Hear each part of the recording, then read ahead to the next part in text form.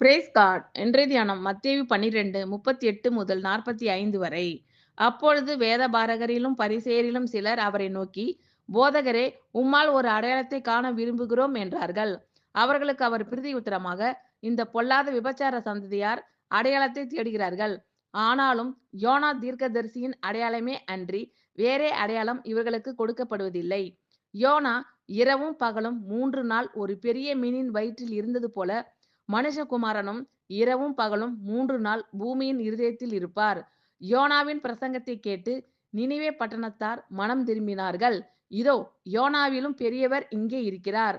ஆதலால் நியாய தீர்ப்பு நாளிலே நினிவே பட்டணத்தார் இந்த சந்ததியாரோடே எழுந்து நின்று இவர்கள் மேல் குற்றம் சுமத்துவார்கள். தென் தேசத்து ராஜஸ்திரீ பூமியின் எல்லைகளில் இருந்து சாலமோனுடைய ஞானத்தை கேட்க வந்தாள். இதோ, சாலமோனிலும் பெரியவர் இங்கே இருக்கிறார். ஆதலால் நியாய தீர்ப்பு நாளிலே அந்த ராஜஸ்திரீ இந்த சந்ததியாரோடே எழுந்து நின்று இவர்கள் மேல் குற்றம் சுமத்துவாள்.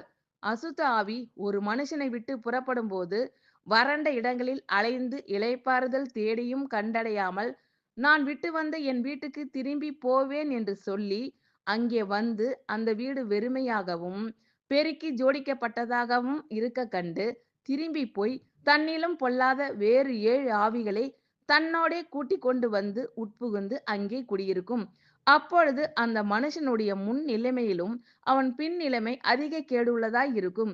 அப்படியே இந்த பொல்லாத சந்ததியாருக்கும் சம்பவிக்கும் என்றார். ஆமென். Thank you Lord.